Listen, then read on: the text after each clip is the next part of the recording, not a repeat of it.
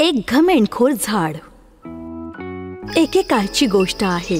जंगलाच्या मधोमध दोन झाडं होती. एक होतं संत्र्याचं झाड आणि दुसरं होतं आंब्याचं झाड. आंब्याचं झाड खूपच प्रेमळ आणि आनंदी झाड होतं. त्याची फळं खायला सहसा पक्षी झुंड करून यायचे. चिमण्यांनी त्याच्या फांद्यांवर घरटी बनवली होती. सर्व पक्षी त्याच्यासाठी गाणं गायचे. त्या झाडालाही त्या सर्वांचं स्वागत करून त्यांच्यासोबत गाणं गायला आवडायचं. तो एक दयाळू झाड होता. तो येणाऱ्या जाणाऱ्यांनाही सावली द्यायचा आणि जेव्हा सोसाट्याचा वारा व्हायचा तेव्हा खंबीरपणे उभं राहायचा. तरी पण संत्र्याचं झाड अजिबात दयाळू नव्हतं. तो कायम आपल्या दिसण्यावरच लक्ष देत असायचा. तो आंब्याच्या झाडापेक्षा उंच आणि हिरवा होता म्हणून त्याला खूप आनंद व्हायचा. तो पक्ष्यांना कधीच स्वतःवर बसू नाही द्यायचा आणि जो कुणी त्याच्या सावलीत बसण्याचा प्रयत्न करायचा तो त्यांच्यावर वाळलेली पानं आणि फळं पाडून त्यांना पळवून लावायचा. तुला कुठल्या गोष्टीचा आनंद वाटतो? प्रत्येक झाड आपली सावली देतच की. तुला खात्री आहे? मग त्यांना माझ्या सावलीत बसायची गरजच काय? तुला माहिती आहे का? कारण कुठल्याही झाडाकडे माझ्यासारखी सुंदर सावली नाहीच आहे. तुला बोलून काही उपयोगच नाही. ऐक रे, चल जा जा त्या आंब्याच्या झाडाकडे जा. तू माझ्या पानांचं सौंदर्य खराब करतोयस. संत्रा, जाऊ दे. अरे, त्यांना एक घरटच तर बनवायचंय.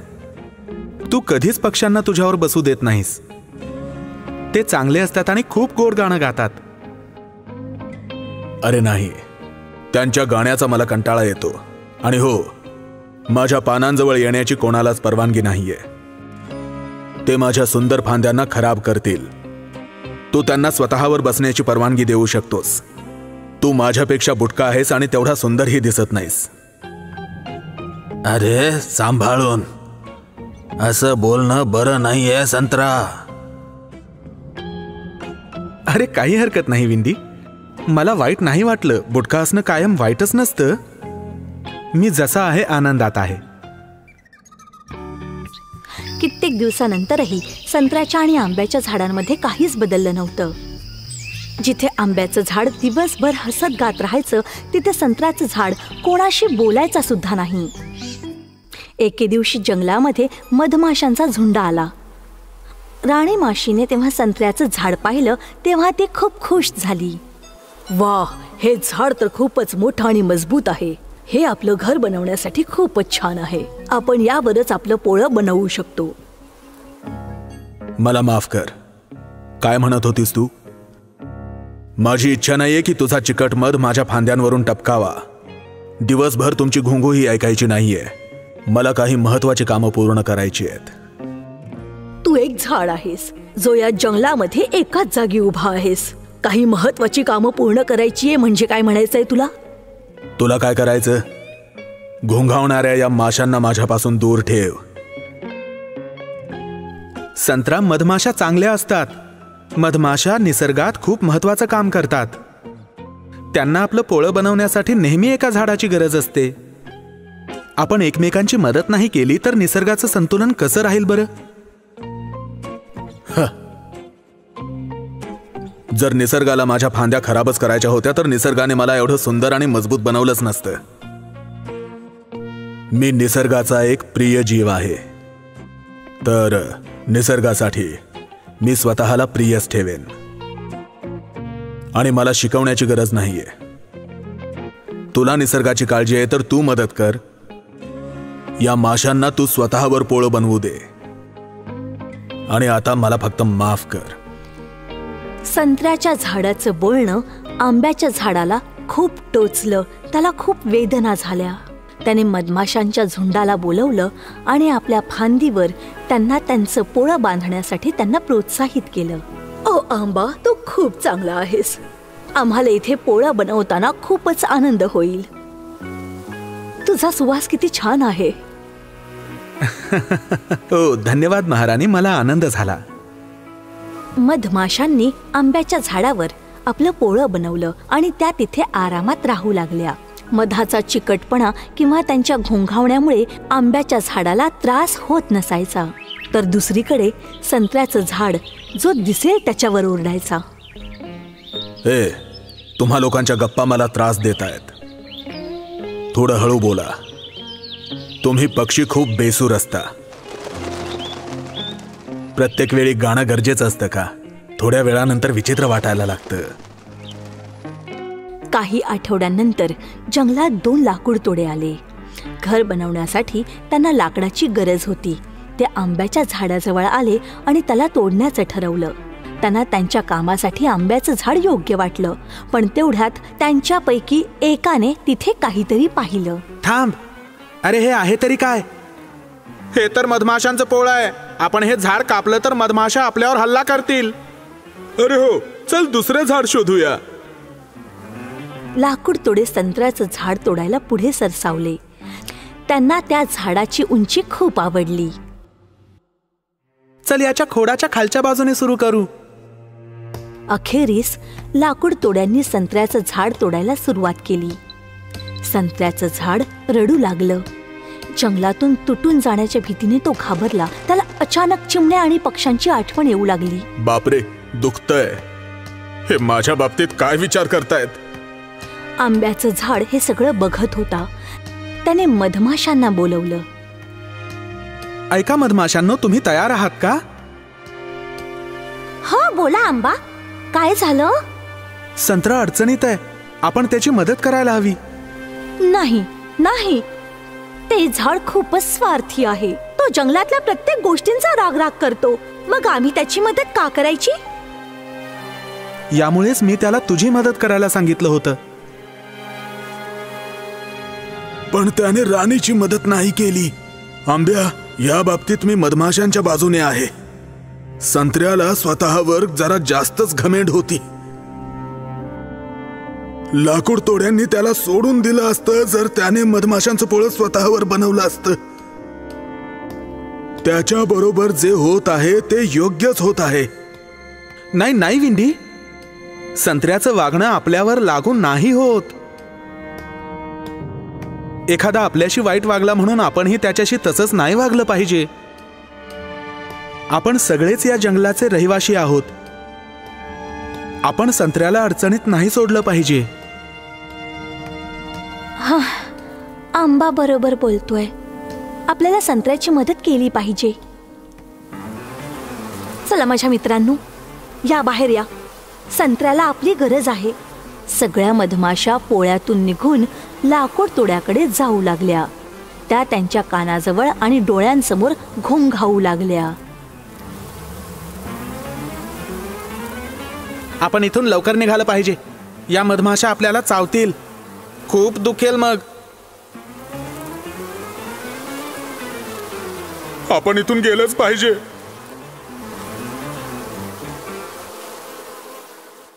लाकूड तोडे गेल्यानंतर संत्र्याच्या झाडाला त्याच्या वागण्याचा पश्चाताप झाला.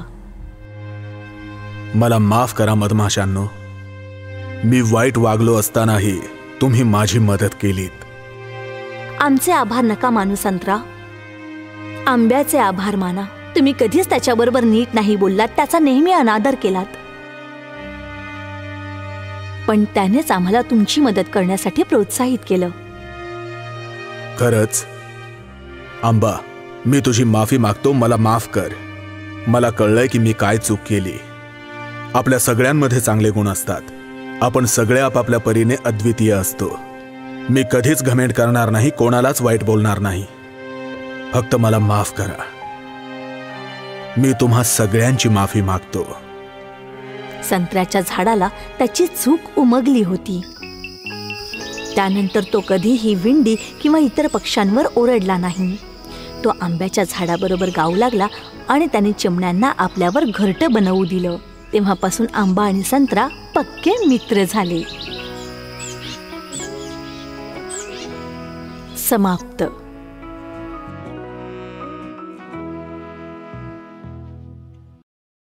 बुलबुलचं गाणं. ही कथा युरोपातील एका सम्राटाच्या वेळची आहे. या सम्राटाजवळ एक अद्भुत राजमहाल होता आणि राजमहालाचा सगळ्यात सुंदर भाग त्याची हिरवीगार बाग होती, जो प्रत्येक प्रकारच्या फुलांनी भरलेला होता. त्यांच्यापैकी काही फुलं जगात कुठेच आढळायचे नाहीत. ते फक्त या बागेतच आढळायचे. माळी त्यांना छोट्या छोट्या घंट्यांनी सजवायचा. बाग इतकी मोठी होती की जर वरून पाहिलं तर ती जंगलापर्यंत पसरलेली होती.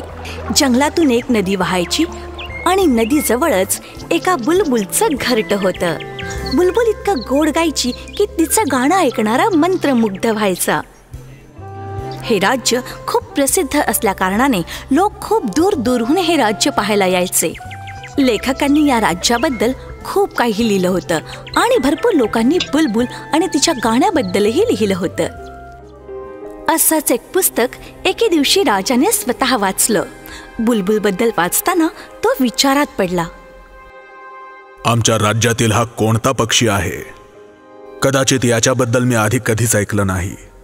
त्यांनी आपल्या प्रधानमंत्र्याला बोलवलं. मी हे काय वाचतोय मंत्रीजी?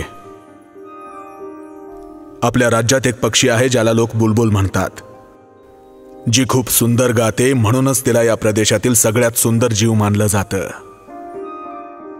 आम्ही तिच्याबद्दल आधी ऐकलं कसं नाही? मीही तिच्याबद्दल ऐकलं नाहीये महाराज. जाऊन शोधा तिला आणि संध्याकाळी माझ्या दरबारात माझ्यासमोर गायची तिला विनंती करा.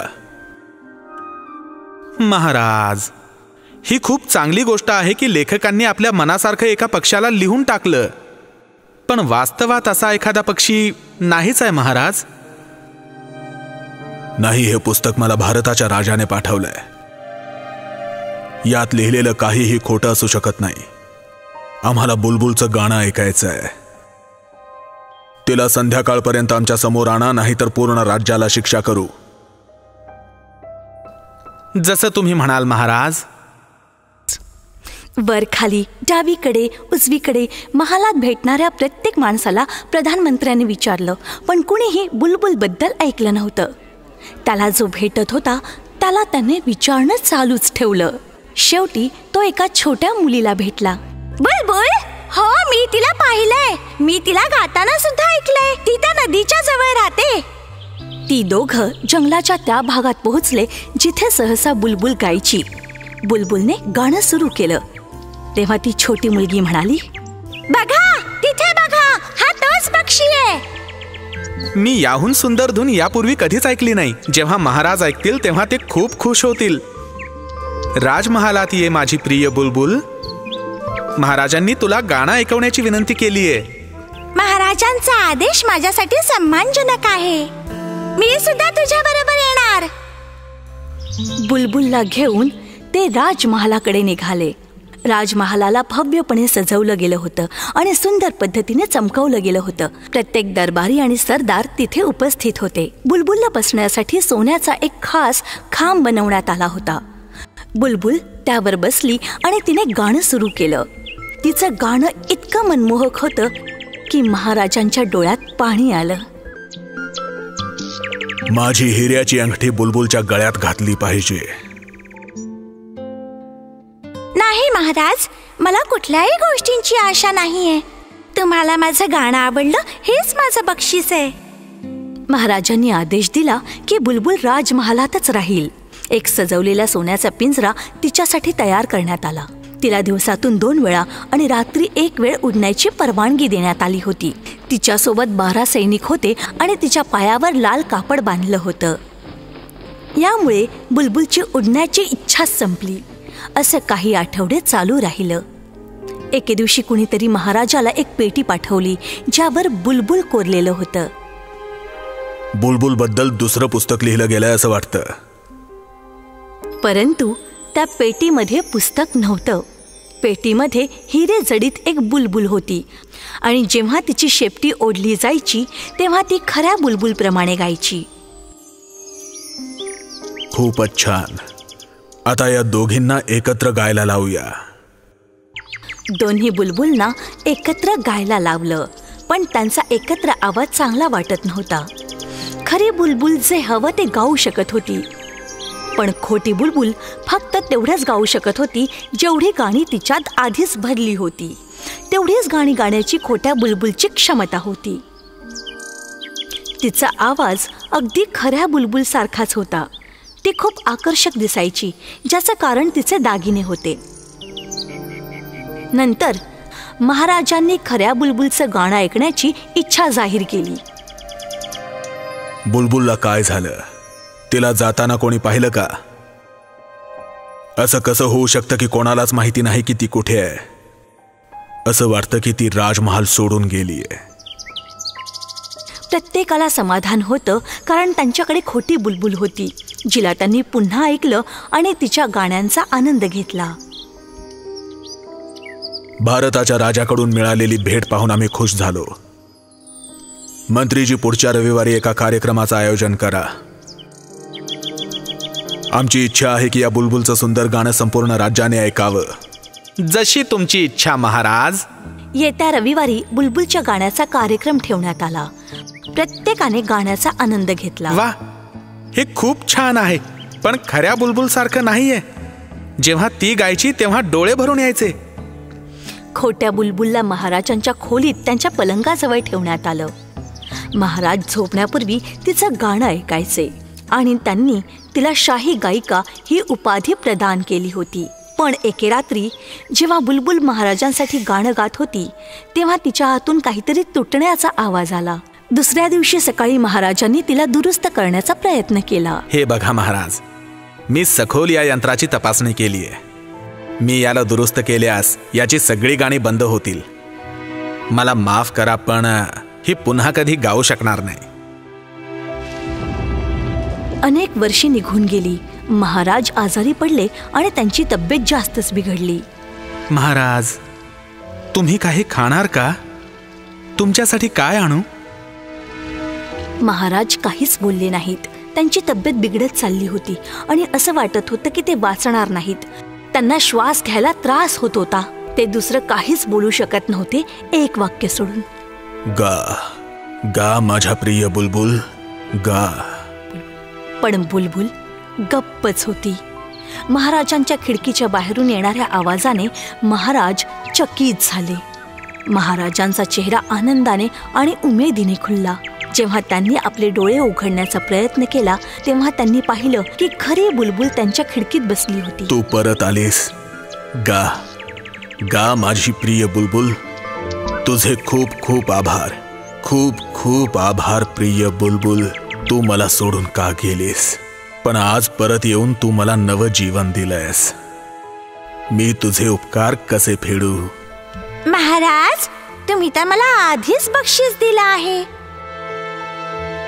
जेव्हा मी पहिल्यांदा तुमच्या समोर गायले, तेव्हा तुमच्या डोळ्यातून अश्रू येत होते. एखाद्या कलाकारासाठी याहून मोठं बक्षीस काय असू शकतं? सदैव माझ्या सोबत राहा माझ्या प्रिय बुलबुल. जेव्हा तुझी इच्छा असेल तेव्हाच गा. मी तुला गाण्याचा आदेश कधीच नाही देणार. नाही नाही महाराज, हा राजमहाल माझ्यासाठी खूप मोठा आहे. तुम्हाला भेटण्याची इच्छा असेल तेव्हा मी इथे येईन. मी इथे जवळच एक घरटं बनवेन आणि जेव्हा तुम्हाला माझी गरज असेल मी येईन आणि तुमच्यासाठी गाणं गाईन. मी माझ्या गीताच्या माध्यमातून पूर्ण राज्याबद्दल तुम्हाला सांगेन. ठीक आहे, मला मंजूर आहे. एवढं बोलून बुलबुल तिथून उडून गेली आणि महाराजांना लक्षात आलं की आपण कधीही कोणत्या पक्षाला कैद नाही केलं पाहिजे. त्यांनाही त्यांच्या मर्जीने जगण्याचा अधिकार आहे. कुणालाही कुणाला गुलाम बनवण्याचा अधिकार नाही. आणि स्वातंत्र्याने उडणारे, झाडांवर जंगलांमध्ये गाणारे पक्षीच चांगले दिसतात. समाप्त.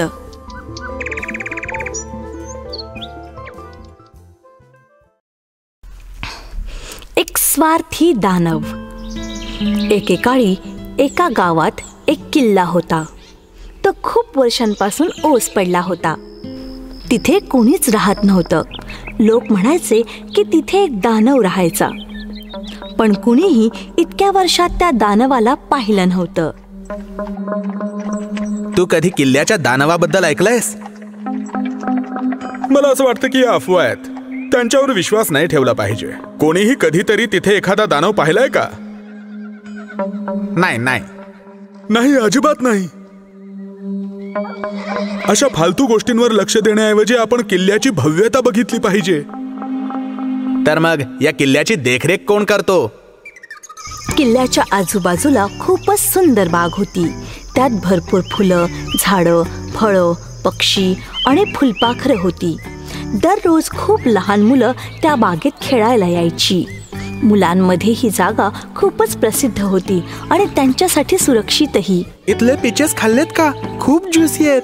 तू सफरचंद खाल्लेस का? आपण ना उद्या स्ट्रॉबेरीज घेऊया. चला चला जाऊया. या कॅटरपिलरला बघा, हा तर फुलपाखरात बदललाय. हे खूप सुंदर आहे आणि खूप मजा येते. या फुलपाखरांना बघा. ती बाग अगदी स्वर्गासारखी सुंदर होती. आणि मग एके दिवशी तो दानव आला. त्याला ती सुंदर आणि देखरेख केलेली बाग पाहून खूप आनंद झाला. ओ माझी प्रिय बाग. असं वाटतं निसर्गाने आपली कृपा याच्यावर ठेवलेली आहे. मला परत येऊन छान वाटलं. तो दानव जेव्हा आला तेव्हा दुपारची वेळ होती. त्यावेळी कुणीही मुलं तिथे खेळत नव्हती. दानवाला ती शांतता आवडली. पण संध्याकाळी बाहेरच्या दंग्यामुळे दानव चकित झाला. मुलं बागेत खेळायला आली होती. दानवाला एकटं राहायला आवडायचं. त्याला त्याच्या आसपास लोक आवडत नसायचे. त्याने बागेत जाण्याचा निर्णय घेतला. जसा तो दानव बागेत आला तसंच तिथे खेळणारी मुलं घाबरली. त्यांनी आरडाओरडा सुरू केला. प्रत्येक जण पळून जाण्यासाठी रस्ता शोधत होता. एवढ्या मुलांना तिथे खेळताना बघून दानवाला खूप राग आला. जा इथून. छोट्या जनावरांनो, तुम्ही माझी सुंदर बाग खराब कराल. निघून जा आणि पुन्हा कधीच इकडे यायचा प्रयत्न करू नका. ही बाग माझी आहे, तुमची नाही. तिथे खेळणारी सगळी मुलं घाईघाईत तिथून पळून गेले आणि आपापल्या घरी पोहोचले. दानव किल्ल्यात पोहोचला आणि तिथे शांततेचा आनंद घेऊ लागला. थोड्या वेळात दानवाला झोप आली. मुलांना वाटलं की दानव आता गायब झालाय. हे चांगलंच आहे आणि ती स्वतःला पुन्हा बागेत येण्यापासून रोखू नाही शकली. पुन्हा मुलांच्या दंग्याने दानवाला जाग आली. त्याला राग आला आणि तो मुलांवर ओरडला. घाबरलेली मुलं तिथून पळून गेली. त्यानंतर दानवाने बागेवर लक्ष ठेवलं. तो रात्री झोपला सुद्धा नाही. रात्री उशिरा त्याने पाहिलं की फुलाच्या झाडाची फांदी खाली आली आहे. असं का झालं त्याला कळलंच नाही. दुसऱ्या दिवशी सकाळी दानवाने पाहिलं की काही मुलं त्याच्या बागेत पुन्हा खेळायला आली आहेत. तो रागातच बागेत गेला. मुलांनी जसं दानवाला रागात येताना पाहिलं ते खूप घाबरले. त्यानंतर दानवाने किल्ल्याची बाहेरची भिंत आणखी उंच केली. आता किल्ल्यात दानव एकटाच राहत होता. किल्ल्यामध्ये कुणीच दाखल होऊ शकत नव्हतं. हा दानव तर खूपच स्वार्थी आहे. कोणी एकटाच कसा बागेचा आनंद घेऊ शकतो? तो एक नंबरचा वैतागलेला प्राणी आहे. आपल्याला माहिती काढावी लागेल की तो का वैतागलेला आहे. मग त्याला आपण आपल्यासोबत खेळायला बोलवायचं. आपण त्याला तेव्हाच बोलवू शकतो जेव्हा तो आपल्याला आत येऊ देईल. दानव खूप वेळ झोप काढायचा आणि जेव्हा तो जागा व्हायचा तेव्हा खिडकीजवळ बसून बागेच्या सौंदर्याची प्रशंसा करायचा. पण त्याने पाहिलं की काही फांद्या खाली येत आहेत. तेव्हा त्याने विचार केला, कदाचित हे फक्त थोड्या वेळेसाठी आहे. माझी बाग वसंतात पुन्हा भरून येईल. तो पूर्ण हिवाळा आपल्या खिडकीजवळ बसून राहिला आणि दिवसेंदिवस आपल्या बागेला सुकत जाताना पाहिलं. मी वसंत येण्याची वाट बघेन. तो माझी बाग बरी करेल आणि हिला आधीपेक्षा जास्त सुंदर बनवेल. वसंत आला आणि गेला पण बाग वाळलेलीच राहिली. ना एक फूल उमललं ना एक फळ आलं. तिथे ना पक्षी आले ना फुलपाखरं आली. दानव यामुळे खूप नाराज होता. माझ्या बागेत फुलं का नाही फुलली? निसर्ग माझ्या प्रिय बागेवर नाराज का आहे? निसर्ग माझ्यावर चिडलाय की काय? पण त्याला एवढा राग का आलाय? हो, मला खात्री आहे की हा विचित्र ऋतू लवकरच निघून जाईल. वसंत येईल आणि माझी फुलं पुन्हा उमलतील आणि झाडं फळं देतील. ओ, थंडी जास्त आहे इथे. दानवाला असं जाणवलंच नाही की त्याचं हृदयच होतं जे थंड होतं. वेळेसोबतच सर्वांनी 3 वसंत येताना आणि जाताना पाहिले. आसपासच्या डोंगरांवर सुंदर फुलं उमलली आणि झाडं फळांनी भरलेली होती.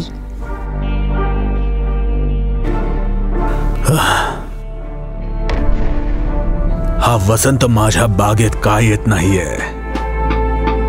अरे इथे खूपच सुकलेला आहे. दानवाने दिवस रात्र या गोष्टींचा विचार केला. तो त्याच्या एकटेपणाने कंटाळला होता. एके दिवशी सकाळी काही मुलं बागेत घुसली होती. दानवाला लक्षात येण्यापूर्वी ते तिथे खूप वेळ खेळत होती. दानवाला त्यांच्यावर राग आला. तो त्यांच्यावर जोरजोरात ओरडला. सगळी मुलं घाईघाईत बागेतून बाहेर पळाली, फक्त एका मुलाला सोडून. दानवाने पाहिलं की तो लहान मुलगा झाडाखाली उभा होता. दानवाला आपल्याकडे येताना पाहून तो थरथरू लागला आणि मोठमोठ्याने ओरडू लागला. तू इथे काय करतोयस? हे बघा, मला जीवे मारू नका. मी पुन्हा इथे कधीच येणार नाही. मी कधी कोणाला जीवे मारलंय का? मी तितका क्रूर दानव नाहीये. नाही, मी कोणालाच त्रास दिलेला नाही. तुलाही त्रास देणार नाही. रडणं बंद कर लगेच. मला घरी जायचंय. प्लीज मला घरी जाऊ द्या. मी इथे येण्यापूर्वी तू इथे काय करत होतास? मला या झाडावर चढायचं होतं, पण चढू शकलो नाही. अच्छा, तर ही गोष्ट आहे. चल, मी तुझी मदत करतो. दानवाने मुलाला उचललं आणि झाडाच्या फांदीवर बसवलं. आता तुझ्या सगळ्या मित्रांना बोलव. तुम्ही सगळे इथे खेळू शकता. दानवाने मुलाचं गोड आणि मोठं हास्य पाहिलं. त्या मुलाने आपल्या सवंगड्यांना खेळण्यासाठी बोलवून घेतलं. मुलं एकत्र झाल्यानंतर दानव किल्ल्याच्या आत गेला. तो खिडकीतून मुलांना बघत होता. तेव्हा त्याने पाहिलं की एका रोपट्यावर फुलं उमलली होती. तो चकित झाला आणि फुलं पाहून खुश झाला. त्यानंतर तो स्वतः मुलांसोबत खेळू लागला. मग मुलांनी त्या बागेत खेळायला सुरुवात केली जसं ते आधी खेळायचे, आणि लवकरच बागही पूर्वीप्रमाणे बहरून गेली. तेव्हा खिडकीमध्ये बसलेल्या दानवाला लक्षात आलं की बागेचं खरं सौंदर्य कुठे होतं ते.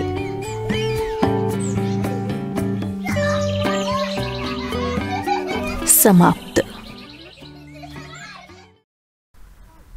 पॉलियाना. पॉलियाना एक 10 वर्षांची सोनेरी केसांची मुलगी होती. आपल्या आसपास आनंद पसरवायची. पण तिला आई वडील नव्हते. ती एकटी होती. म्हणून तिला अनाथालयात नेण्यात आलं. हेच अनाथालय तिचं एकमेव घर होतं. काही वेळ गेल्यानंतर तिची श्रीमंत मावशी तिचा सांभाळ करण्यासाठी तयार झाली. पॉलियाना हे पाहून आश्चर्यचकित होती की तिचं नवं घर छोटं नव्हतं, तर ती एक मोठी हवेली होती. नॅन्सी, या पोरीचं सामान वर पोटमाळ्यावर टाकून दे. मला घरी आणल्याबद्दल धन्यवाद. होय, अशा परिस्थितीत माझ्याकडे दुसरा कोणताच पर्याय नव्हता. आता फटाफट नॅन्सी सोबत तुझ्या खोलीत जा आणि हरवू नकोस. खूप छान आहे ही खोली. खरंच? हो, ही पूर्ण हवेलीच खूप छान आहे. आणि तू पाहिलंस, या सुंदर खिडकीतून पूर्ण अंगण दिसतं. मावशीने मला हवेलीची सगळ्यात चांगली खोली दिली आहे. याला गोष्टींना एकतर्फी बघणं म्हणतात. इथे करण्यासारखं काहीच नाहीये. फक्त तू तुझ्या मावशीच्या नजरेत येऊ नकोस. डिनर संध्याकाळी बरोबर 6 वाजता होईल. तुला जरा जरी उशीर झाला तर तुला त्याची शिक्षा मिळेल. समजलं तुला? हो ma'am. Thank you ma'am.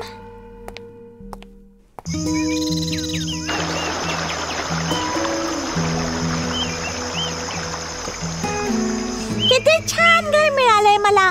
Maugham, dad, तुम्ही सुद्धा इथे असायला हवं होतं. 6:02 झालीत. पॉलियाना, कुठे आहेस तू? Pollyanna, Pollyanna. डिनर 5 मिनिटांपूर्वी सुरू झाला आहे. जर तुझ्या मावशीने तुला पकडलं तर तू खूप मोठ्या अडचणीत सापडशील. मला माफ कर. मी जरा इथे हरवले होते. इथली प्रत्येक गोष्ट खूप सुंदर आहे. तुला उशीर झालाय. मी फुलांचं आणि ढगांचं सौंदर्य बघत होते. तू बाहेर पाहिलंस का? बाहेर आज किती सुंदर दिवस आहे. त्याने मला फरक नाही पडत. इथे काही नियम आहेत. पॉलियानाने आपल्या मावशीच्या नाराजीकडे लक्ष दिलं नाही आणि जेवायला बसली. पॉलियाना प्रत्येक घासाची मजा घेत होती, पण तिची मावशी जेवताना खूपच नाराज होती. ती तिला पोटमाळ्यावरील खोलीत घेऊन आली आणि आतून बंद करून टाकलं. उद्या सकाळपर्यंत तुला इथेच राहायचंय. इथे कसं वागायचं ते समजून घे. पॉलियानाला बेडरूम मध्ये सोडून तिच्या मावशीने दार बंद केलं. पॉलियानाला आधी वाईट वाटलं. ओ मम्मी, ओ डॅडी, मला तुम्हा दोघांची खूप आठवण येते. मावशीला कळतच नाही की जगाला केवढं काय द्यावं लागतं. ती फक्त वाईट बाजूच बघते. तुम्ही माझ्या बरोबर असता तर किती बरं झालं असतं. पॉलियानाने पाहिलं आणि बाहेर डोकावण्यासाठी ती पुढे गेली. ती एक गोड रात्र होती. पॉलियानाने आपल्या खिडकीच्या बाहेर पाहिलं की अंगणातील फुलांच्या वर पौर्णिमेचं चंद्र आणि तारे चमकत होते. वाव, खूपच सुंदर आहे. अगदी चित्रांसारखे. मला हेच तर हवं होतं. Thank you Maugham, thank you dad. भले मी या खोलीत कैद आहे तरी सुद्धा मी रात्रीच्या आभाळाचं सौंदर्य पाहू शकते, जे मी कधीच करू शकले नसते. खरंच मी मावशीला हे दाखवण्याचा प्रयत्न करेन की आयुष्यात चांगल्या गोष्टींची प्रशंसा करणं आणि आनंदी राहणं वाईट नसतं. मी तिला दाखवेन की आनंद काय असतो. दुसऱ्या दिवशी सकाळी शेवटी नॅन्सीने पॉलियानाची खोली उघडली. त्या दोघी सामान आणण्यासाठी गावात गेल्या. पॉलियाना दुकानं बघून आणि लोकांना इशाऱ्याने हाय बोलून खुश होत होती. पण खास करून एक व्यक्ती असा होता जो तिच्यासाठी खूप खास होता. तो रस्त्यावर होता, ओरडत होता आणि कुणाला काहीच म्हणत नव्हता. पॉलियाना त्याला मोठ्याने म्हणाली, मी पॉलियाना आहे. तुमचं नाव काय आहे? Mister Pendleton. तुम्हाला भेटून आनंद झाला मिस्टर पेंडल्टन. शॉपिंग करण्यासाठी आज खूप छान दिवस आहे. नक्कीच. पॉलियाना, यांना एकटं सोड. आम्हाला माफ करा सर. आपण पुन्हा भेटूया मिस्टर पेंडल्टन. ते दुकानाकडे गेले. खेळण्यांच्या दुकानाबाहेर पॉलियाना जिमीला भेटली. तो एक लहान मुलगा होता. त्याने आपल्या बॉल बरोबर पॉलियानाला खेळू दिलं. मग ते लगेच मित्र झाले. नॅन्सी सोबत परत जाताना पॉलियानाने मांजराचं एक छोटंसं पिल्लू पाहिलं. ते निराश आणि एकटं दिसत होतं, म्हणून तिने त्याला वर उचललं. मला वाटतं की या छोट्याशा मांजरीच्या पिल्लाला घर हवंय. पॉलियाना, मला नाही वाटत की तुझ्या मावशीला हे सगळं आवडेल. आपण प्रत्येक गरजवंताला आपला दयाळूपणा दाखवला पाहिजे. घरी परत येताच पॉलियानाने मावशीला मांजराचं पिल्लू दाखवलं. याचं नाव डेझी आहे. मी अशा रस्त्यावरच्या जनावरांना घरात नाही घेत. मूर्खपणा आहे हा. पण ती एकटी आणि भुकेली होती. मी हिला माझ्या बरोबर खोलीत ठेवेन. मग ही खिडकीतून बाहेर पक्षी बघू शकेल आणि सूर्यकिरणही बघेल. तुला कळणारच नाही की ती इथे आहे. दर आठवड्याला पॉलियाना नॅन्सी सोबत गावात खरेदी करण्यासाठी जायची. तिला जेवढ्या वेळा जमायचं तेवढ्या वेळा ती जिमीशी खेळायची. पॉलियानाने पहिल्यांदा आनंदाचा खेळ जिमीला शिकवला. आनंदाचा खेळ खूप सोपा आहे. तू काय बरं दुःखी आहेस? माझ्या आईने या आठवड्यात रोज रात्री एकसारखाच स्वयंपाक केला. मी यासाठी दुःखी आहे की आम्ही काही नवं खाऊच शकत नाही. हे असं खेळायचं. थोडासा वेळ घे आणि याहीपेक्षा वाईट गोष्टींची कल्पना कर. जसं अजिबात जेवायला न मिळणं. हो, नक्कीच. विचार कर की तुझ्याकडे खायला काहीच नाहीये. भले एकसारखं जेवण मिळतं पण खायला काहीतरी मिळतं ना. तू उपाशी तर नाहीयेस ना? बरोबर बोललीस. मला बरं वाटतंय. पॉलियाना आणि जिमीने आनंदाच्या खेळाची मजा लुटली. पॉलियानाने पुढच्या 2 आठवड्यांमध्ये गावकऱ्यांना आनंदाचा खेळ शिकवला. प्रत्येक जण तिच्या आशावादी विचारांनी चकित होता. एका दुपारी पॉलियानाने जिमीला आपल्या मावशीला भेटवण्याचा निर्णय घेतला. मावशी, हा जिमी आहे. तुम्हाला भेटून बरं वाटलं. पॉलियाना, भटक्या जनावरांना घरी आणायचं नाही म्हणून मी तुला सांगितलं होतं ना. पण मी भटका नाहीये. पॉलियानाच्या मावशीच्या बोलण्यामुळे जिमीला खूप वाईट वाटलं. तो रडत रडत त्या घरातून लगेच बाहेर पडला. जिमी, थांब. पॉलियाना जिमीच्या मागे गेली. रस्ता पार करण्यापूर्वी जिमीने दोन्ही बाजूंना पाहिलं, पण घाईमध्ये पॉलियाना दोन्ही बाजूला बघायला विसरून गेली. ती जिमीच्या मागे धावली आणि तेवढ्यात काहीतरी भयंकर घडलं. अपघातानंतर पॉलियाना खूप वेळ हॉस्पिटलमध्येच होती. अंथरुणावर असूनही पॉलियानाने आपली वृत्ती टिकवून ठेवली.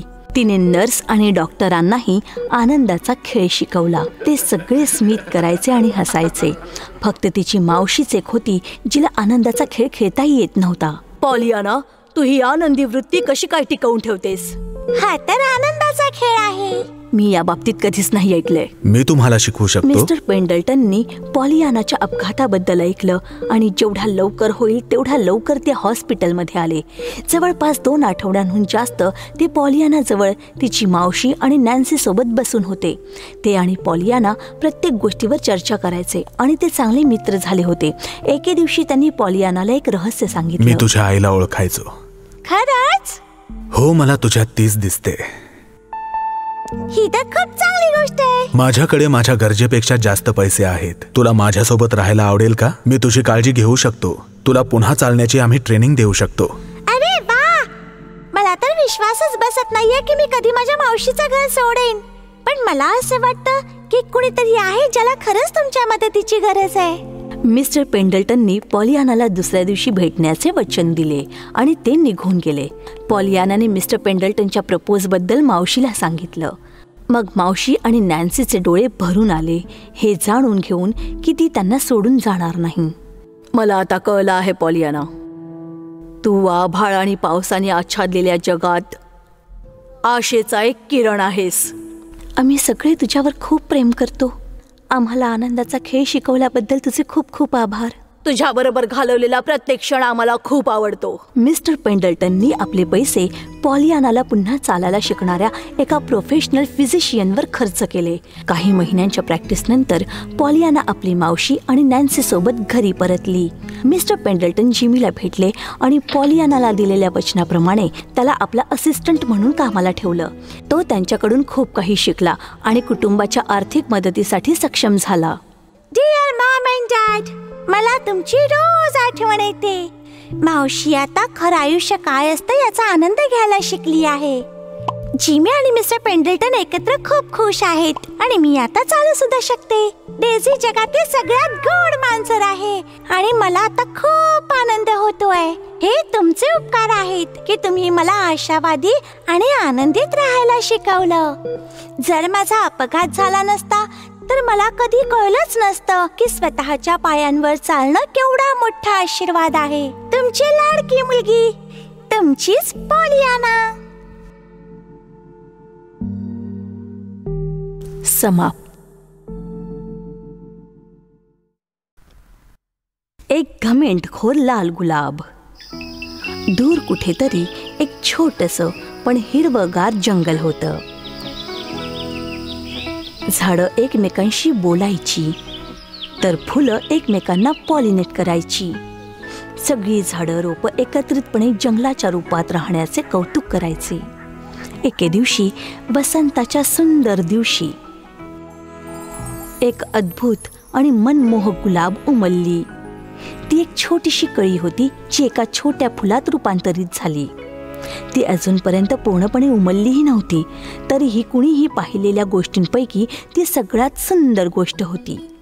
कॅक्टसची 2 रोपं गुलाबाच्या आजूबाजूला अंकुरित झाले होते. त्यांची स्वतःची वेगवेगळी रूपं होती आणि आपल्यामध्ये एक गुलाब पाहून ते खुश होते. हॅलो, माझं नाव रोझी आहे. आम्ही कॅक्टस आहोत. तुला भेटून चांगलं वाटलं. तुझ्या पाकळ्या अद्भुत आहेत रोझी. माझ्याकडेही तुझ्यासारख्या पाकळ्या पाहिजे होत्या. धन्यवाद. पण प्रत्येक जण हुशार, सुंदर आणि सुगंधी नसतं, हो ना? रोझीच्या या घमेंडखोर बोलण्याने सगळे चकित झाले. ती आत्ताच उमलली होती, पण तिला ती फूल असल्याचा गर्व होता. दोन्ही कॅक्टसनी भरपूर पाणी सांभाळून ठेवलं होतं. ते दोघे रोझीला पाणी द्यायचे जेणेकरून ती हेल्दी राहील.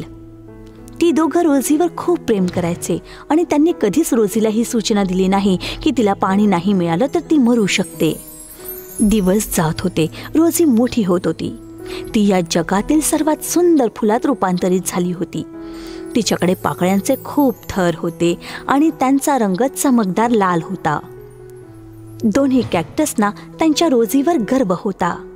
तिची मुळं जमिनीत पसरली होती, ज्यामुळे ती अगदी मजबूत उभी होती. मी इथली सगळ्यात सुंदर गुलाब आहे. माझ्या चमकदार पाकळ्या तरी बघा.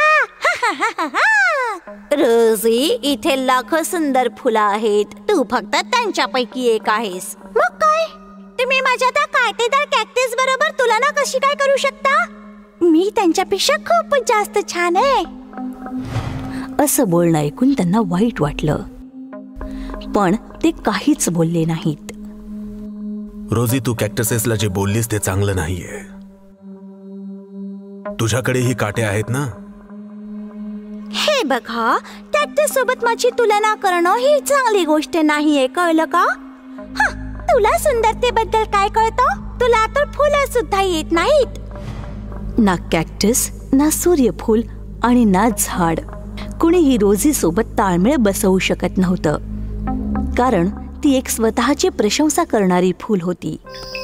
दिवस गेले आणि जंगलात एक अनोळखी आला. तो घोड्यावर स्वार असा एक पर्यटक होता.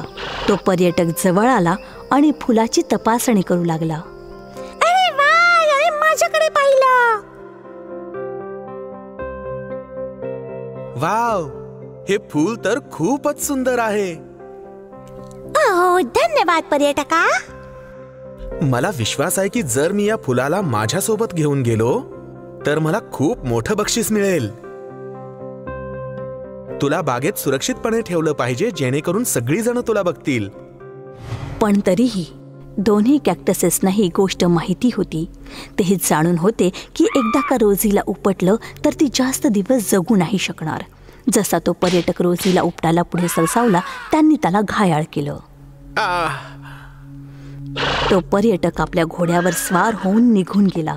दोन्ही कॅक्टसेस मोठमोठ्याने हसू लागले, पण रोझी हसली नाही. तुमची हिम्मत कशी झाली? तुम्ही दोघे माझ्यावर इतके जळता तरी का? जळतो? रोझी, तुला कळत नाहीये. तो तुला त्याच्या फायद्यासाठी घेऊन जात होता. त्याला तुझी काही काळजी नाहीये. माझं बरं वाईट ठरवणारे तुम्ही आहात तरी कोण?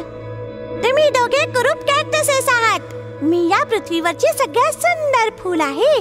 तू ऐकलं नाहीस? ते मला बागेत सुरक्षित ठेवणार आहेत, जेणेकरून लोक माझ्या सुंदरतेकडे बघतील. रोझी, एवढी घमेंड बरी नाही. का बरी नाही? तुझ्यात असली कोणती खास गोष्ट आहे? आम्ही वर्षानुवर्ष पाणी सांभाळून ठेवू शकतो. तुला काय वाटतं, तू का जगतेस? पण रोझी ऐकतच नव्हती. ती सतत दोन्ही कॅक्टसेसवर ओरडत होती.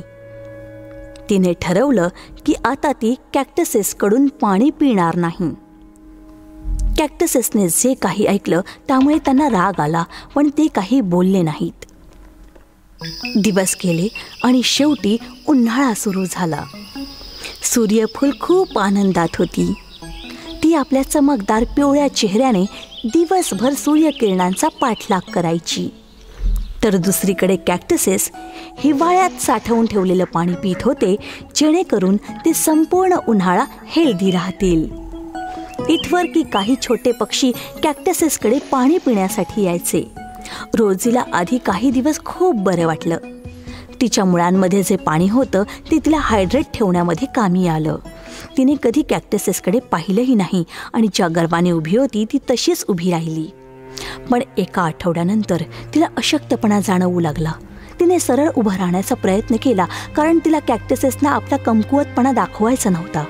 पण एकदा तिच्या मुळांमधलं पाणी संपलं आणि तिच्या अंतर्गत भागांनी काम करणं कमी केलं आणि ती धापा टाकू लागली. एक दिवस आणखी गेला आणि रोझी झुकली. ती कमकुवत झाली आणि तिला चक्कर येऊ लागले. ती रडू लागली. माझ्यासोबतच असं का होतंय? कारण तुला जिवंत राहण्यासाठी पाण्याची गरज आहे, घमेंडखोर फुला. रोजी तहानेने आणखी झोपली. इथे कधीच पाऊस नाही पडणार का? रोजी, उन्हाळ्याच्या नंतरच पाऊस पडेल. पण मी तहानेने खूपच कोमेजली आहे. माझी सगळी सुंदरता संपत चालली आहे. जर तुला वाटत असेल तर कॅक्टसेस कडून मदत माग. रोजीने पाहिलं की कॅक्टसेस इतर फुलांची मदत करून आनंदी होत आहेत, पण तिला त्यांच्याशी बोलायला लाज वाटत होती, कारण ती कायम त्यांच्याशी उद्धटपणाने बोलली होती. जसं तिच्या डोक्यावरून आणखी एक पाकळी कोमेजून गळून पडली, तेव्हा तिला आपली घमेंड गिळावी लागली आणि अपमान सहन करायला ती तयार झाली. तिने कॅक्टसेस कडून मदत मागितली. हे कॅक्टी, मी तुम्हा दोघांशी खूप उद्धटपणे बोलले, त्यासाठी मला माफ करा. तुम्ही दोघे खूप चांगले आहात आणि या जंगलासाठी खूपच महत्त्वाचे आहात. तुम्ही माझी मदत कराल का? कॅक्टसेसने पाहिलं की रोजी विनम्र झाली आहे आणि तिने तिची घमेंड बाजूला ठेवली आहे. तेव्हा त्यांनी आपलं पाणी तिला दिलं. तिला जाणवलं की तिच्यामध्ये नवा प्राण आला आहे आणि तिच्या रंगीत पाकळ्या सूर्याच्या उजेडात ताज्या तवाण्या झाल्या आहेत.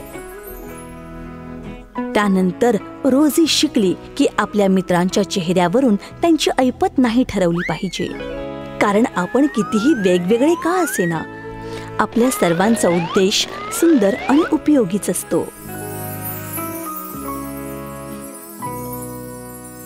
समाप्त. सोन्याचं भांड. एकेकाळची गोष्ट आहे. दूरच्या एका गावात प्रभान आणि चंद्रन नावाचे 2 फेरीवाले राहायचे. खरं तर त्या दोघांकडे विकण्यासाठी एकसारखं सामान असल्यामुळे ती दोघं विचार करू लागले की एकच सामान एकाच गावात कसं विकावं. अरे चंद्रन, आपण एकाच माणसाला एकसारख्या गोष्टी कशा विकू शकतो? जर त्यांनी तुझ्याकडून सामान घेतलं असेल तर माझ्याकडून परत का घेतील? जर तुम्हाला वाईट वाटणार नसेल तर माझ्याकडे एक कल्पना आहे. तुम्ही दोघं गाव अर्ध अर्ध वाटून का नाही घेत? प्रभान, तू तुझं सामान गावाच्या अर्ध्या भागात विकायला जा आणि चंद्रन अर्ध्या भागात जाईल. एकदा का सामान तुम्ही तुमच्या भागांमध्ये विकून टाकलं की त्यानंतर भाग बदलून आपलं नशीब आजमावा. ही चांगली कल्पना आहे. सल्ल्यासाठी आभार. परिणामी प्रभान आणि चंद्रन तिथल्या लोकांना आवाज देत आपापल्या भागांमध्ये आले. दागिने आणि भांडी, चमकदार बांगड्या घालून हात चमकवा. जवळच्या एका लहान मुलीने फेरीवाल्याला ओरडताना ऐकलं. ती आपल्या आजीला बोलवायला आत गेली. आजी, कुणीतरी चमकदार बांगड्या विकतोय. मला त्या हव्या आहेत. माझ्यासाठी घे ना आजी. अगं माझ्या बाळा, माझी सुद्धा इच्छा आहे, पण आपल्याकडे पैसे नाहीयेत ग. मी कसं खरेदी करू? आपण बांगड्याच्या बदल्यात ते घाणेरडं भांड नाही देऊ शकत का? हो, ते भांड अगं ते पूर्ण काळं काळं झालंय ग. त्याच्या बदल्यात कुणीही तुला चमकणाऱ्या बांगड्या नाही देणार. आजी, चल ना ग, प्रयत्न करून बघूया. चल ना. हो, ठीक आहे बाळा, चल. लगेचच प्रभान मुलगीच्या घराजवळ पोहोचला. हा, इकडे या, इकडे. मला बांगड्या हव्यात. प्रभानने त्या लहान मुलीचे फाटके कपडे पाहिले आणि लगेच तिच्याकडे दुर्लक्ष करण्याचा निर्णय घेतला. माझा वेळ वाया घालवू नकोस लहान मुली. तू हे खरेदी करू शकणार नाहीस. पण आधी तुम्ही मला किंमत तरी सांगा, मग आपण बघू. ठीक आहे. 2 नाणी बरोबर 1 बांगडी. देऊन टाक मला आणि तुझी बांगडी खरेदी कर. माफ करा, पण आमच्याकडे तुम्हाला द्यायला काहीच नाहीये. पण जर तुम्ही आत आलात तर मी याच्या बदल्यात तुम्हाला काही देऊ शकते. ठीक आहे, पण लवकर कर. मला हे सामान त्या लोकांना विकायचंय ज्यांच्याकडे हे खरेदी करण्याचे पैसे आहेत. हे बघा, माझ्याकडे तुम्हाला देण्यासाठी एक भांड आहे. माझ्या नातीला खरंच हे दागिने हवे आहेत. तुम्ही हे भांड घ्या. ही काळी आणि घाणेरडी वस्तू. काजळीचा किती जाड थर आहे यावर. याला घासूनच बघतो. अपेक्षा आहे हे कमीत कमी तांब असावं. जसं प्रभानने भांड घासलं, काजळी खाली पडली आणि त्या भांड्याचा काही भाग चमकू लागला.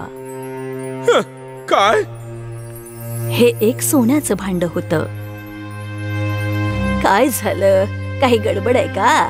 तुम्ही घेणार नाही? प्रभान हावरट माणूस होता. त्याने विचार केला, हे तर अस्सल सोनं आहे. यामुळे मी खूप खूप श्रीमंत होईन. मला यांना सांगितलं नाही पाहिजे की याची किंमत किती आहे. उलट मी इथून गेलो पाहिजे, नंतर येतो असं सांगून. यांना विश्वास होईल की हे भांड काहीच कामाचं नाही आणि मला हे फुकटात देऊन टाकतील. मी हा विचार करत होतो की तू हे बेकार भांड मला कसं देऊ शकतेस. हे काहीच कामाचं नाहीये. याची काहीच किंमत नाहीये. मला नको आहे हे. अहो, हे बघा, तुम्ही असं काहीही बोलू नका. हे ऐकून माझ्या नातीला खूप वाईट वाटेल. अहो, फक्त एका बांगडीचाच तर प्रश्न आहे. एक बांगडी? मी या काळ्या भांड्याच्या बदल्यात अर्धी वस्तू सुद्धा देणार नाही. तू माझा खूप वेळ वाया घालवलायस. मी आता लगेच जाईन. जसा प्रभान तिथून निघून गेला, चंद्रन आपलं नशीब आजमवायला तिथे पोहोचला. दागिने आणि भांडी, चमकदार बांगड्या घालून हात चमकवा. कशी आहेस लहान मुली? तुला काही खरेदी करायचंय? तुमच्याकडून खरेदी करायला माझ्याकडे अजिबात पैसे नाहीयेत. ओ, काही हरकत नाही. तुझ्याकडे काहीतरी असेलच. नाराज नको होऊ. चल, एक काम करूया. तू मला सांग की तुझ्याकडे काय आहे. मी त्या बदल्यात तुला काहीतरी देईन. चालेल? ठीक आहे. मला या बांगड्या हव्या आहेत, पण फुकट नाही. माझ्याकडे तुम्हाला द्यायला एक जुनं भांड आहे. तुम्हाला बघायचंय का? नक्कीच. नाहीतर व्यवहार कसा पूर्ण होईल? मला नाही वाटत की तुमच्या लेखी याची काही किंमत आहे, परंतु जे आहे ते हेच आहे. चंद्रनच्या लक्षात आलं की भांड्याची काहीच किंमत नाहीये, पण तो एक उदार आणि प्रामाणिक व्यक्ती होता. खरं तर त्याला त्या लहान मुलीचं मन तोडायचं नव्हतं. त्याने आधीच जुन्या भांड्याच्या बदल्यात चमकदार नव्या बांगड्या द्यायचं ठरवलं होतं. व्यवहार खरा वाटावा म्हणून त्याने भांड तपासण्याचं नाटक केलं. ठीक आहे, मी हे भांड घासून बघतो. काय? हे सोन्याचं भांड आहे? बाळा, हे माझ्याकडे असलेल्या सगळ्या वस्तूंपेक्षा मौल्यवान आहे. तुला हे कसं कळलं नाही? माझ्याकडे हे खरेदी करण्याइतपत पैसे नाहीयेत. अहो, खरंच? अहो, मी एक म्हातारी बाई आहे जिला पैसे कळतच नाही. तुम्ही एक प्रामाणिक आणि चांगली व्यक्ती आहात. हे बघा, हे ठेवा आणि माझ्या नातीला तिची आवडती बांगडी द्या. एक बांगडी? बदल्यात तुम्हाला 1000 पेक्षा जास्त दागिने मिळतील. जरा थांबा. मी तुम्हाला माझं प्रत्येक भांड, दागिने, कढई सगळे पैसे देऊ शकतो या भांड्याच्या बदल्यात. पण कृपया मला नदी पार करण्यासाठी 2 नाणे आणि माझा तराजू सोबत घेऊन जाऊ द्या. आणि सोन्याचं भांड ठेवण्यासाठी ही वस्तू सुद्धा द्या. म्हातारी बाई खूप आनंदी होती. आता तिच्याकडे वेगवेगळ्या प्रकारची भांडी होती आणि नातीकडे भरपूर प्रमाणात सुंदर आणि चमकदार दागिने होते. त्यांनी अगदी आनंदाने चंद्रनला निरोप दिला. दिवस जवळपास संपलाच होता आणि हावरट प्रभान म्हातारी बाई आणि लहान मुलीला ठगण्यासाठी परत आला. त्याला माहितीही नव्हतं की त्याच्या अपेक्षांची माती झालेली आहे. सोना, मी आता श्रीमंत होणार आहे. मला खात्री आहे म्हातारीने आतापर्यंत आशाच सोडून दिली असेल. ती आनंदानं मला सोन्याचं भांड फुकटात देऊन टाकेल. मग मी सगळ्यात चतुर फेरीवाला नाही का? मला माहिती होतं तू माझी बाहेरच वाट बघत असशील. ठीक आहे, मग मी विचार बदललाय. मी तुझ्यासारख्या लहान मुलीला उदास नाही बघू शकत. मी खरेदी करेन तुझं ते सोन्याचं, मला म्हणायचं होतं ते काळं घाणेरडं भांड. पण मी तुला तुझी बांगडी नाही देऊ शकत. आम्हाला तुमच्याकडून काहीच नकोय. आम्ही आधीच आमचं सोन्याचं भांड एका हुशार आणि प्रामाणिक फेरीवाल्याला विकून टाकलं. काय? तुम्ही खूप उद्धट आहात आणि आता तुम्हालाही खूप उशीर झालाय. ते फक्त 2 नाणी आणि तराजू सोडून आपले सगळे काही आम्हाला देऊन निघून गेले. आतापर्यंत ते नदीच्या पारही गेली असतील. काय? नाही, माझं सोन्याचं भांड. चंद्रन सोन्याचं भांड मिळाल्यामुळे खूप आनंदी झाला. त्याला वाटत होतं की त्याचं आयुष्य आता बदलणार आहे. प्रभानला नक्कीच उशीर झाला होता. चंद्रनने आधीच नदी पार केली होती. प्रभान रागाने ओरडला. ओरडून ओरडून चंद्रांना थांबण्याचा इशारा करू लागला. तो चंद्रांचा तिरस्कार करू लागला. तो ओरडला, पण चंद्रन खूप पुढे निघून गेला होता. फक्त एकदा परत ये, हे सोन्याचं भांड माझं आहे, माझं सोन्याचं भांड. अरे हा तर प्रभान आहे. तो आनंदाने उड्या मारतोय, मलाच इशारा करतोय. कदाचित त्याला कळलंय की काय झालंय. बघा तो किती आनंदी आहे माझ्यासाठी. हे आभारी आहे, मी सुद्धा आनंदात आहे. पुन्हा भेटूया मित्रा. माझं सोन्याचं भांड. चंद्रन तिथून निघून गेला होता आणि आपल्या वागण्याचा पश्चाताप करत प्रभान जमिनीवर आडवा झाला होता. समाप्त.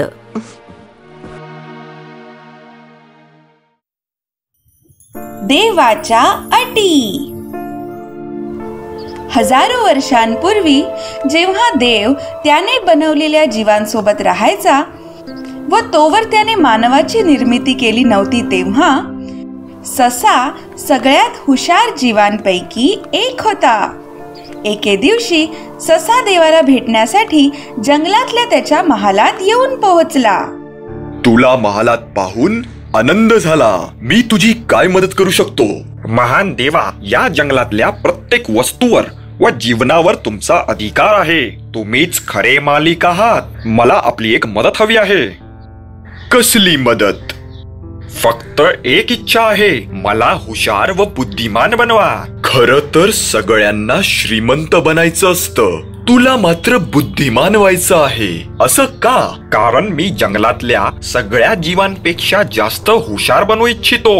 ठीक आहे, मात्र तुला तुझी हुशारी दाखवावी लागेल, कारण मी हुशारी व बुद्धिमत्ता असणारे दुसरे जीव बनवण्याचा विचार करतोय. जर तू स्वतःला सिद्ध केलंस तर मी मानव बनवण्याची योजना रद्द करेन. काय वाटतं तुला? बोल. मी पूर्ण प्रयत्न करेन. जर तू माझ्यासाठी 5 निळे पक्षी घेऊन आलास, 5 शुभ्र फुलपाखरं, तुझ्या इतकी मोठी मधमाशी, हे सगळं घेऊन आलास की मग मी विचार करेन. मी नक्की आणेन. मी करून दाखवेन. ससा थकून जंगलात परत येतो. तो तळ्याकाठी जाऊन बसतो. सगळी जनावरे येऊन तळ्याकाठचं पाणी पिऊ लागतात आणि मग निघून जातात. 5 निळे पक्षी तलावाकाठचं पाणी पितात आणि मग खेळू व बागडू लागतात. हे हे हे, आज मला माझी वैशिष्ट्ये माहिती होतील. नाही, असं नाही होऊ शकत. हे शक्य आहे. हे खरं नाही. माझा तर विश्वासच बसत नाही. नाही, ते तर इतके नाही आहेत. 5 निळे पक्षी त्याच्या जवळ येतात. अरे सशा, तू काय करतो आहेस? नक्की काय झालंय? काही नाही, हे अशक्य आहे. आम्हाला सांग तरी काय झालंय? कोणीतरी मला सांगितलं आहे की तुम्ही जर माझ्या सोबत आलात तर, पण जाऊ दे, हे अशक्य आहे. तुम्ही माझ्या सोबत प्रवास करता करता थकून जावाल. तू थट्टा करतो आहेस का आमची? आम्ही कधीच थकत नाही. आम्ही दूरवर उडू शकतो. उडण्यामुळे आम्ही कधीच थकत नाही. आम्ही तुझ्या बरोबर कुठेही येऊ शकतो. 5 निळे पक्षी हसतात आणि सशाच्या अवतीभवती नाचू लागतात. उत्तम. 5 शुभ्र फुलपाखरे येतात आणि तळ्याकाठच्या फुलांमधला रस पिऊ लागतात. अरे वा, मी इतकी सुंदर फुलपाखरे कधीच पाहिली नाही. पण नको, मला नाही वाटत ते हे करू शकतील. हे तर अशक्य आहे. मी पण काय विचार करतोय. 5 शुभ्र फुलपाखरे त्याच्या जवळ येतात. अरे सशा, हे तू काय करतो आहेस? काय झालंय? काही नाही, हे तर अशक्य आहे. आम्हाला सांग तरी काय झालंय? कोणीतरी मला सांगितलं होतं की तुम्ही माझ्या सोबत येऊ शकता, पण मला माहित आहे हे अशक्य आहे. तुम्ही प्रवासात थकून जाल. तू थट्टा करतो आहेस ना? आम्ही कधीच थकत नाही. आम्ही दूरवर उडू शकतो. आम्ही कधीच थकत नाही. आम्ही कुठेही येऊ शकतो. 5 शुभ्र फुलपाखरे हसून सशाच्या अवतीभवती नाचू लागतात. उत्तम. एक मोठी मधमाशी येऊन फुलांमधला रस पिऊ लागते. केवढी सुंदर मधमाशी आहे, पण नको, मला नाही वाटत की ही हे करू शकेल. हे अशक्य आहे. मी काहीही विचार करतोय. मधमाशी त्याच्या जवळ येते. अरे सशा, काय झालंय? तू हे काय म्हणतो आहेस? काही नाही, हे तर अशक्य आहे. मला सांग तरी काय झालंय? कोणीतरी मला सांगितलं होतं की तू माझ्यासोबत येऊ शकतेस, पण हे तर अशक्य आहे. तू थकून जाशील. तू थट्टा तर करत नाहीयेस ना? नाही, अजिबात नाही. मी कधीच थकत नाही. मी नेहमी दूरवर उडू शकते. उत्तम. तर चला आता निघूया मित्रांनो. तू आम्हाला सांगितलंच नाहीस की आपण कुठे जातो आहोत. ते एक मोठं सरप्राईज आहे. चांगलं आहे की वाईट? अर्थात चांगलं आहे. चला, अंधार होण्याआधी पोचायला हवं. देवाच्या महालात ससा, 5 निळे पक्षी, 5 शुभ्र फुलपाखरे आणि मोठी मधमाशी देवासमोर जाऊन हजर होतात. मी तुमचीच वाट पाहत होतो. देव 5 निळे पक्षी, 5 फुलपाखरे आणि मधमाशीकडे पाहतो. तर तू या सर्वांना घेऊन आलास. आता तरी तुम्ही माझी इच्छा पूर्ण कराल का? मला नाही वाटत तसं. का नाही? जर मी तुला अजून बुद्धिमान बनवलं तर ती एक मोठी चूक होईल. पण कसं काय? कारण तू तर आधीपासूनच हुशार आहेस. म्हणजे मी जंगलातल्या सगळ्या प्राण्यांपेक्षा जास्त हुशार आहे? तू नेहमीच हुशार होतास, फक्त तुला हे माहित नव्हतं. ते सगळे एकत्र बोलू लागतात. ससा स्वतःच्या बुद्धिमत्तेवर खुश होऊन तिथून निघून जातो. गोष्ट संपली.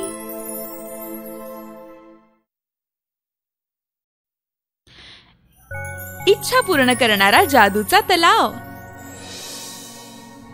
एकेकाळी जॅस्मिन नावाची एक छोटीशी राजकुमारी राहायची.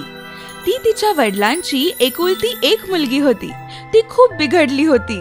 ती खूप हट्टी व स्वार्थी होती व नेहमी चमचमीत खाण्यासाठी भूकी असायची. एके दिवशी राजाच्या दरबारात एक जादूगार आला व राजाला आशीर्वादासोबत त्याच्या साम्राज्यातील एका जादूच्या तलावाबद्दल धोक्याची सूचना देऊ लागला. हे राजा, मी आपल्याला आपल्या राज्यातील इच्छा पूर्ण करणाऱ्या एका जादुई तलावाबद्दल सूचना द्यायला आलो आहे. त्याचं असं आहे की त्याच वेळी छोटीशी जॅस्मिन दरबारातून जात होती आणि तिने जादूगाराला आपल्या वडिलांशी बोलताना ऐकलं. इच्छा पूर्ण करणाऱ्या जादूच्या तलावाबद्दल ऐकताच ती खुश झाली. त्या जादूच्या तलावाबद्दल ऐकताच जादूगाराचं पूर्ण बोलणं न ऐकताच ती स्वतःच्या खोलीत निघून गेली. चमचमीत पदार्थ मागवण्यासाठी मला जादूच्या तलावाजवळ गेलंच पाहिजे. दुसऱ्या दिवशी सकाळी जॅस्मिन पटकन तयार झाली आणि जादूच्या तलावाजवळ जाऊ लागली. दुपारपर्यंत तिच्या खिशात काही सोन्याची नाणी घेऊन ती त्या जादूच्या तलावाजवळ जाऊन पोहोचली. तिला खूप साऱ्या गोष्टी मागायच्या होत्या, जसं की cake, ice cream, hamburger, pizza, biryani, chocolate, biscuit आणि खूप काही.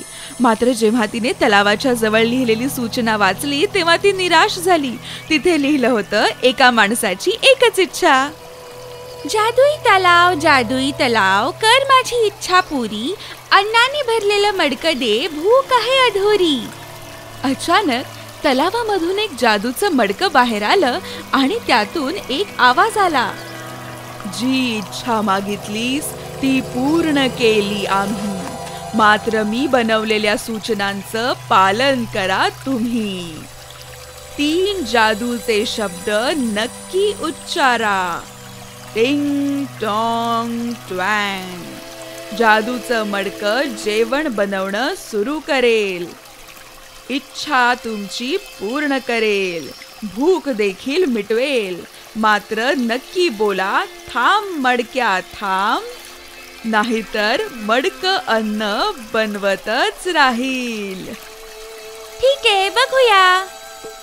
जॅस्मिन तिच्या महालात परत आली. ती जादूच्या मडक्याबद्दल खूपच उत्साहित झाली होती आणि तिने ते 3 जादुई शब्द उच्चारले. टिंग टॉंग ट्वँग. मला हवंय चॉकलेट केक आणि कोको पुडिंग. अचानक जादूच्या मडक्यातून चॉकलेट केक आणि पुडिंगचा फवारा उडू लागला. जॅस्मिन तुटून पडली आणि खूप दिवसांची उपाशी असल्यागत खाऊ लागली. दिवसामागून दिवस उलटले आणि ती वेगवेगळ्या प्रकारचे पदार्थ मागतच राहिली. तिचं वजन देखील खूपच वाढू लागलं. एके दिवशी राजा तिला भेटायला आले. त्यांनी एका लठ्ठ मुलीला कोंबडीची तंगडी खाताना पाहिलं आणि ते तिच्या जवळ आले. जवळ येईपर्यंत ते स्वतःच्या मुलीला ओळखूही शकले नाहीत. त्यांना खूपच धक्का बसला व ते म्हणाले, प्रिय राजकुमारी, तू स्वतःची ही काय अवस्था करून घेतली आहेस? बाबा, एका जादूच्या तलावाला मी भेट दिली होती व एका मडक्याची मागणी केली होती. गेल्या काही दिवसापासून मी त्या जादूच्या मडक्याकडे वेगवेगळे पदार्थ मागते आहे. काल रात्री मडक्याला थांबवण्यासाठी वापरण्यात येणारे जादूचे शब्द मी विसरले. राजाच्या लक्षात आलं की त्याची मुलगी किती हावरट व स्वार्थी आहे.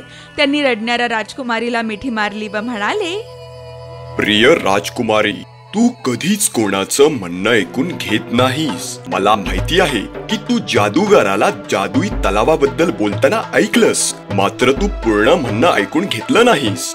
हे राजा, मी तुम्हाला तुमच्या राज्यातल्या एका जादुई तलावाबद्दल धोक्याची सूचना द्यायला आलोय. तो तलाव इच्छा तर पूर्ण करतो, मात्र त्याचे परिणाम वाईट होतात. तो एक दुष्ट जादूचा तलाव आहे. त्याला लवकरात लवकर नष्ट करण्याची सूचना मी आपल्याला देऊ इच्छितो. प्रिय राजकुमारी, आता तुमच्या लक्षात आलं की हे सगळं का होतंय? राजाने आपल्या सेवकांना बोलावून त्यांना आज्ञा दिली, ते मडकं उचला आणि जाळून टाका.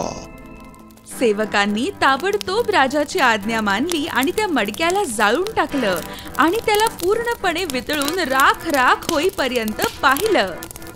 त्यानंतर राजकुमारी दररोज व्यायाम करू लागली आणि खूप लवकर ती पुन्हा पहिल्यासारखी सुंदर दिसू लागली आणि सगळे लोक आनंदाने राहू लागले.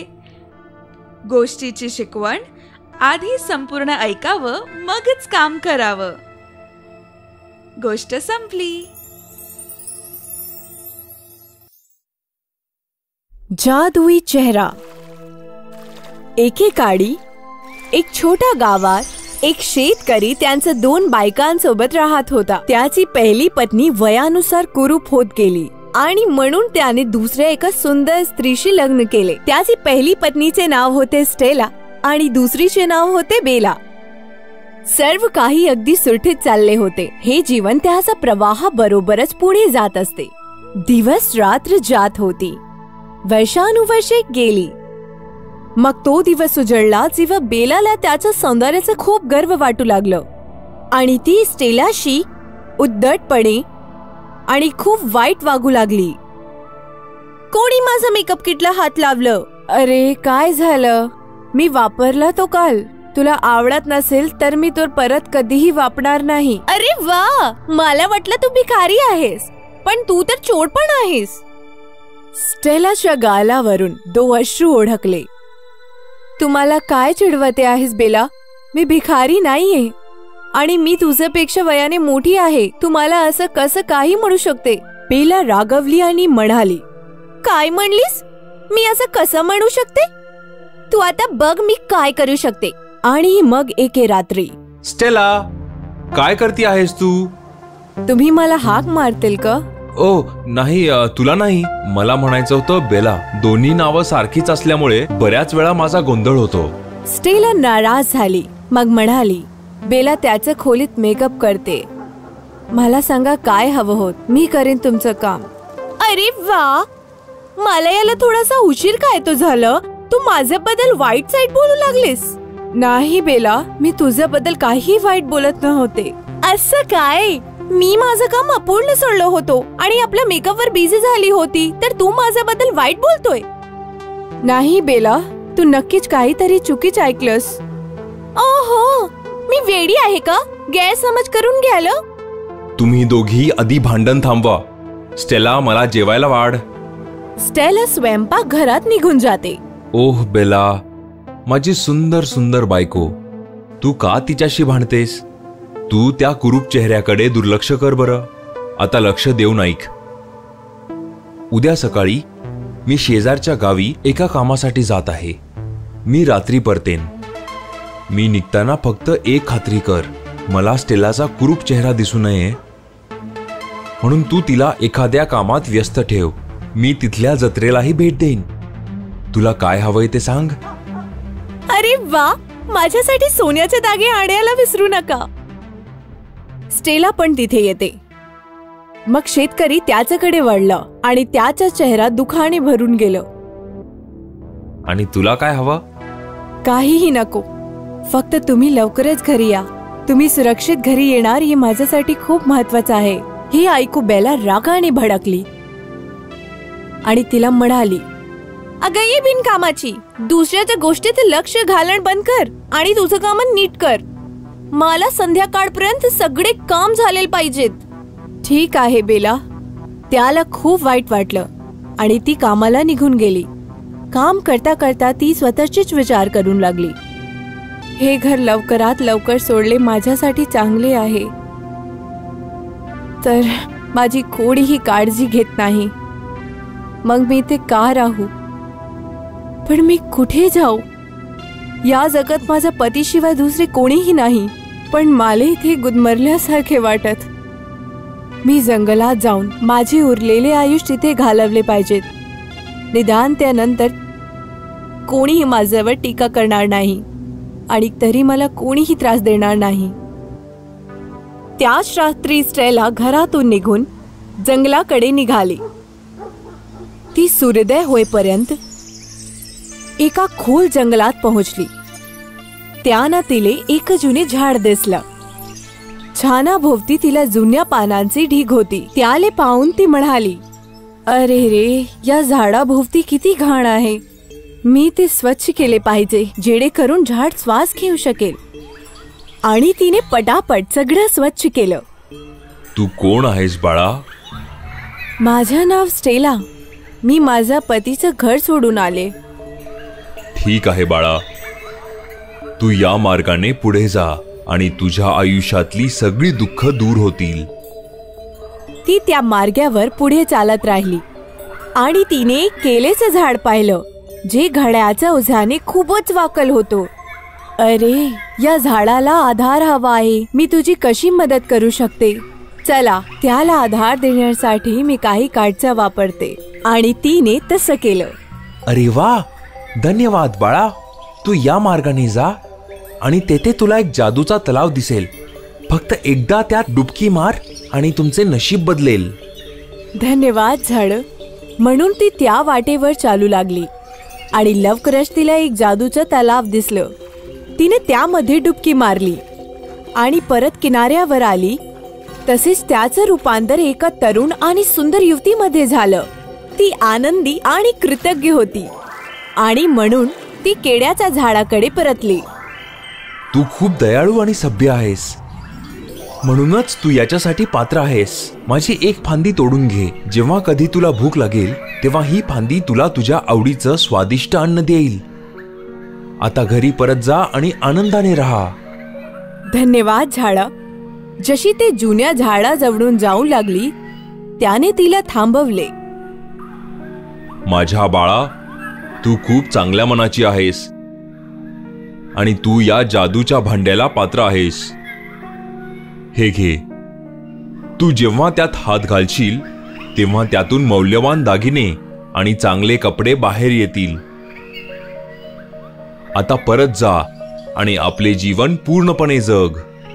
लवकरच स्टेला घरी परतली आणि बेलाने सर्व काही पाहिल्याबरोबर ती म्हणाली, तुला हे सगळं कुठून मिळाल आणि तू पुन्हा तरुण आणि सुंदर कशी झालीस?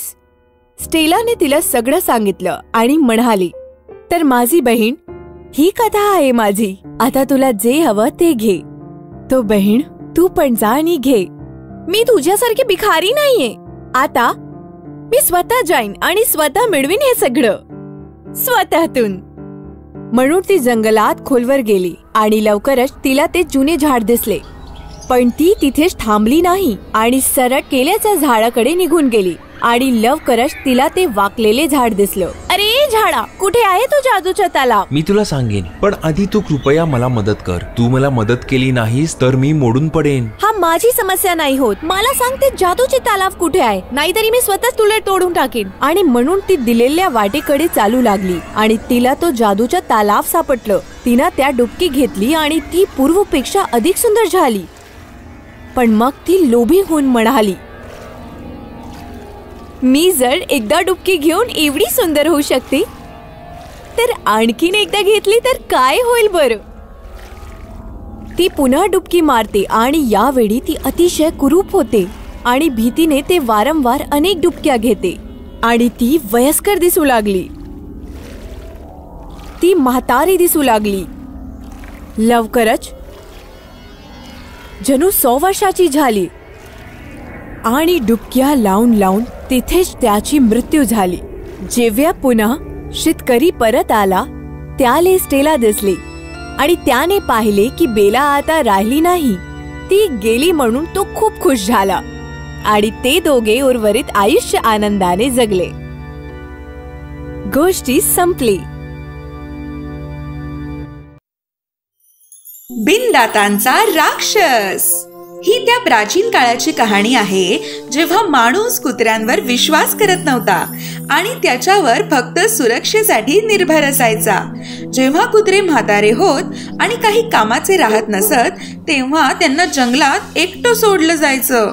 एकदा एका शेतकऱ्याचा लिओनार्डो नावाचा कुत्रा होता, जो म्हातारा होऊन गेला होता, ज्याचे दात पडून गेले होते, ज्यामुळे तो कोणालाही आपल्या दातांनी पकडू शकत नसे. एके दिवशी शेतकरी आपल्या बायकोसोबत घराच्या दरवाजात उभा होता. तेव्हा तो आपल्या बायकोला म्हणाला, उद्या मी लिओनार्डोला जंगलात घेऊन जाणार आहे, कारण आता तो काही कामाचा राहिला नाही आहे. त्याच्या बायकोला कुत्र्याची दया आली व ती म्हणाली, त्याने इतके वर्ष आपली सेवा केली आहे, इतका इमानी बनून राहिला आहे, मला वाटतं की आपल्याला त्याला ते दिलं पाहिजे जे त्याने कमावलं आहे. अरे तू अजिबात हुशार नाही आहेस. त्याच्या तोंडात एकही दात उरला नाही आहे. जगात असा कोणताही चोर नाही जो त्याला बघून घाबरेल. म्हणून आता याला गेलं पाहिजे. त्याने आपली सेवा केली आहे आणि त्याच्या बदल्यात आपण त्याला चांगलं जेवण देखील दिलं आहे. त्या बिचाऱ्या कुत्र्याने उन्हात पडल्या पडल्या शेतकऱ्याचं सगळं म्हणणं ऐकून घेतलं होतं आणि त्याला अत्यंत वाईट देखील वाटलं की उद्या त्याचा शेवटचा दिवस असणार होता. त्याला एक खूप चांगला मित्र होता, लांडगा, ज्याला भेटायला तो संध्याकाळी जंगलात गेला आणि स्वतःच्या नशिबाची दुःखभरी कहाणी त्याला ऐकवू लागला.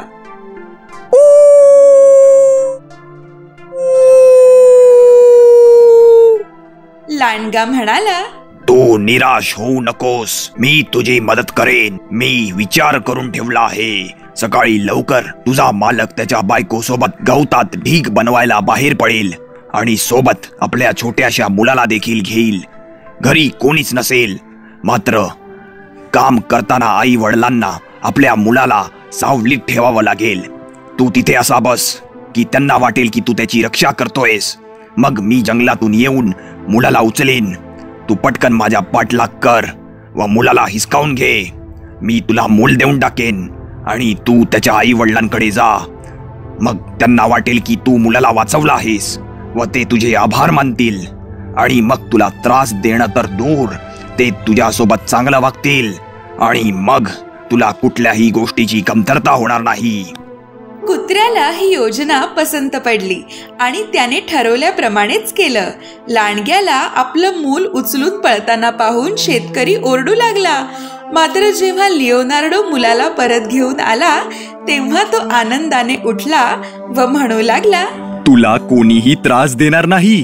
तुला हवा तेवढा वेळ इथे राहू शकतोस, खाऊन पिऊन आराम करू शकतोस. आणि मग तो आपल्या बायकोला म्हणाला, घरी जा व म्हाताऱ्या लिओनार्डो साठी सूप बनव, म्हणजे त्याला ते गिळता येईल आणि माझी उशी आण, मी त्याला ती झोपायला देईन.